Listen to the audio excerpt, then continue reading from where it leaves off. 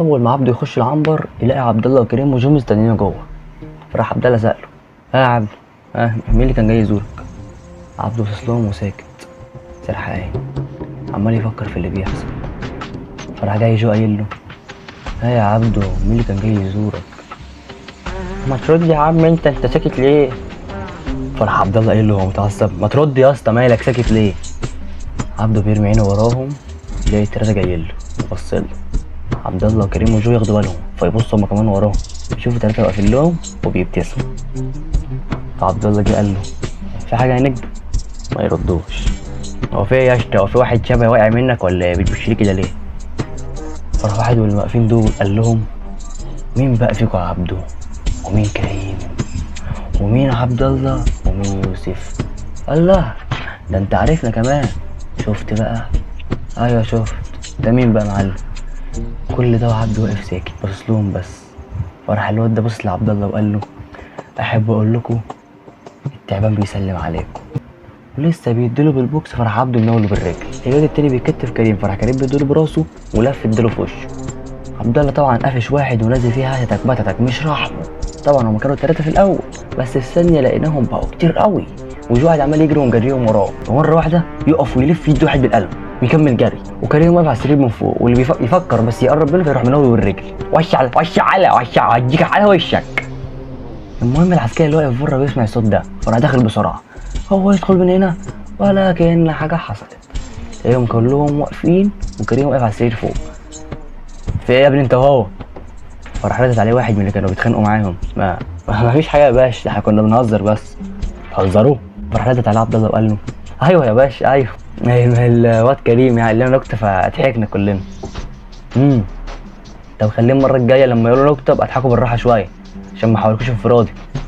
حاضر يا باشا. وبيطلع بيقفل الباب. فراح عبد الله قايل لاصحابه: كنا هنلبسها ربنا ستر. فعبد الله وكريم وجو يبصوا للعيال اللي كانوا بيتخانقوا معاهم بقرف كده ويسيبوهم ويمشوا يقعدوا بعيد عنهم. فراح عبد الله قايل لهم: هو مين التعبان ده؟ ما نعرفش، بس اكيد هو يعرفنا. يعرفنا منين؟ احنا ما اشتغلناش غير مع واحد بس، ويا ريتنا ما اشتغلنا معاه. اول ما عبده يسمع الكلام ده يبدا يتوتر. طب وها يا عبده، مش هتفهمنا مالك؟ هو مين اللي كان جاي يزورك ده؟ احنا مش فاهمين حاجه يا عبده، كل حاجه داخله في بعضها، انا مش فاهم حاجه. فراح عبده باصص في الارض وساكت مش عارف يقول ايه، كأنه عارف حاجة بس مش عايز يقولها. يا عبده رد عليا، ما تعصبنيش. في ايه مالك؟ اول ما دخلنا العنبر ده وانت مش مظبوط، مالك في ايه؟ ماليش يا عبده، ماليش، انا كويس. لا مش كويس يا اسطى، في حاجة انت مخبيها علينا، انت عمرك ما كنت كده يا اسطى، احنا عمرنا ما شفناك كده يا اسطى، في ايه؟ حاسس ان حياتنا بتتدمر قدام عيننا ومش عارفين نعمل حاجة. تمام، ايه بقى اللي داير في دماغك مخليك بتفكر كده؟ فيروح عبده شايل عينه من على الارض وباصص لعبد الله ويقول له: انا شاكك ان جابر السيوفي هو السبب في اللي احنا فيه ده. كلنا والله يا عبده، مش انت بس. فراح جاي جو قايل لهم: الله، هو مش كان محبوس؟ لسه طالع من فتره صغيره. طب استنى، طب وهو لو عايز يعمل كده ما كان بلغ عننا بسرقه الساعه؟ إيه؟ هو هيعرف من ايه؟ فراح عبده متكلم وقايل: على فكره هو عارف. ايه؟ عارف من ايه؟ انت قلت له؟ مش انا اللي قلت له، هو اصلا اللي قايل على حوار الساعه ده. يعني ايه يا عبده؟ جابر السيوفي على طول في عداوه بينه وبين سرحان المليجي، فلما عرف ان الساعه تبقى في قصره والحوار ده جه قال لي على طول عشان نروح احنا نسرقها. باللي وحشني. اللي جابك كده كده يا عبدو؟ يعني كل السنين دي ما تشوفنيش ولما اجي اسال عليك تعمل لي كده؟ اخس يا اخي، انجز يا جابر. هو انت تبقى عايز تقابلني ليه يعني؟ ما اكيد في مصلحه، وانا يا جابر مش راجع شغل معاك تاني. بص، هي مصلحه بس ليك لوحدك يا سيدي، انا مش عايز منها حاجه رغم انك هتخدمني فيها بس من غير فلوس. ارغي. في واحد اسمه سرحان المليجي، الراجل ده بعد بكره هيجيب ساعه الماظه عنده القصر من متحف كبير قوي، هيحطها في قصره عشان يعمل حفله تمنها 200 مليار دولار. مبلغ مش سهل طبعا، فعشان كده جاي لك. جاي ليه يعني؟ جاي عشان اقول لك واعرفك يا باشا، وانت بقى بدماغك الالماس دي تروح وتاخدها. وشوف بقى دول 200 مليار دولار، وانا اللي يرضيني في الحوار ده ان سرحان المليك يخسر بس. يا سلام او ربنا. ماشي، بص بقى حلو، اللعبه دي تروح تلعبها على اي حد تاني يا جابر، عشان انا مش عبيط عشان ابلع كلامك اللي مش متركب ده. فروح العب بعيد وحل عني يابا. فبعرفه ان الكلام مش داخل دماغي، لكن بصراحه ما كنتش اشتريت، بس ما كانش ينفع اعرفه ان عاجبني الكلام. فرحت ناطره وفهمته ان مش هاممني الموضوع يعني وكده، لكن بفضل اخطط وتكتك لغايه ما جيت وقلت لكم على كل حاجه. طب وانت ازاي اصلا يا عبد ما تعرفناش بالكلام ده؟ انا قلت ملوش لازمه يعني ونركز في اللي احنا فيه. ماشي، بس برضه ايه اللي مخليك شاكك في كده؟ عشان هو اللي كان جاي لي زياره يا عبد الله. ايه يعني هو اللي كان جاي لك الزياره دي؟ ايوه، جاي يقول لي قلت لك الطمع اقل ما جمع وما اعرفش ايه، جاي يشمت فيا يعني. ومش عارف اصلا اني اتحبست واتقبض عليا. جابر دماغه مش سهله، تلاقيه مرتب كل حاجه، بس كل حاجه تتكشف. فراح جو قايل لعنه، جابر السيفي ده لعنه. احنا غلطنا لما وافقنا زمان اننا ندخله حياتنا عادي. طب بقول لكم ايه، ما تيجوا اعرفكم على جابر السيفي ده. جابر السيفي ده واحد ليه في اي حاجه شمال، اي تجاره شمال هو ورا شيء فيها، مخدرات، سلاح، اثار. واحد ما عندوش قلب. كنا شغالين معاه زمان. اتعرفنا على بعض ازاي؟ كنا احنا رايحين نسرق بنك، وسبحان الله كان هو عايز يسرق نفس البنك. رحنا هناك في نفس الوقت واتقابلنا هناك على باب البنك. المهم شدنا مع بعض في الاول، بس خلص عنها لسعناها على قفاه وخدنا كل حاجه وهبقنا.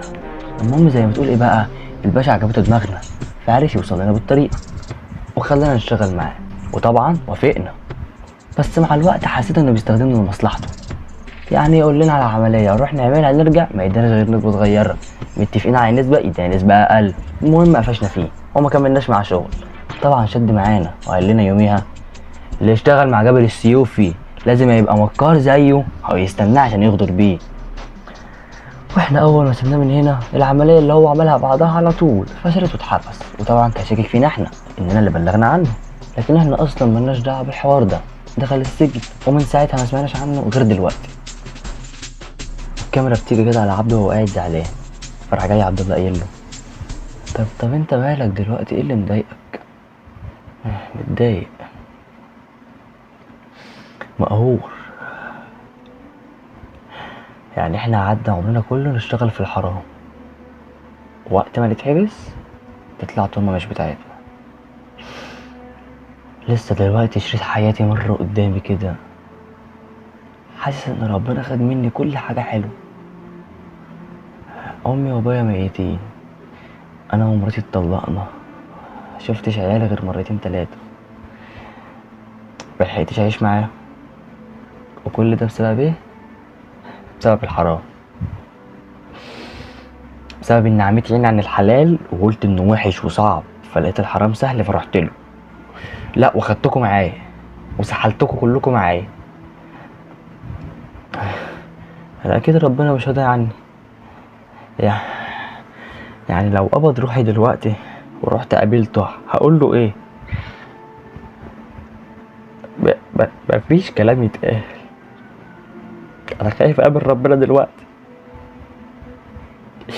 مش عايز اقابله غير هو راضي عني. استغفر الله العظيم يا رب، يا رب سامحني، والله العظيم غصب عني، سامحني يا رب.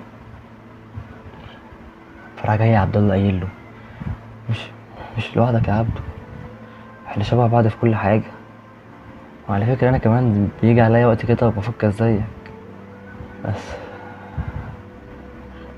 ما احنا كلنا يتامى الاب والام، ما انت عارف احنا معاك يا صاحبي في اي حاجه، وزي ما كده رجلنا على رجلك في الحرام احنا جاهزين نبقى معاك في الحلال، حتى لو هنجيب حقنا بعد ما نطلع ونتوب على طول. فكل ما يبصوا له كده يهزوا له راسه اللي هو يعني احنا معاك. فعبده يضحك له ويقول لهم انا ربنا خد مني كل حاجه حلوه الا انتوا، ربنا يخليكم ليا يا اخواتي، والله العظيم ما الاقي غيركم، انتوا اللي باقيين لي في حياتي، والله العظيم كلنا بنحبك يا عبدو، ربنا يخليك لينا. ويخليكوا ليا يا كركر. تعالوا تعالوا. ويقعدوا بعض هما الأربعة، وهم حاضنين بعض هيروح عبده قايل في سره: وقعتنا يا جابر يا سيدي دي مش هتبقى بالساهل، اتقل واستنانا لما نطلع لك. وبعدها بنروح على المشهد التاني، بيبان في جابر قاعد بيشرب سيجارة وبيقول: المرحلة الجاية هتبقى دم.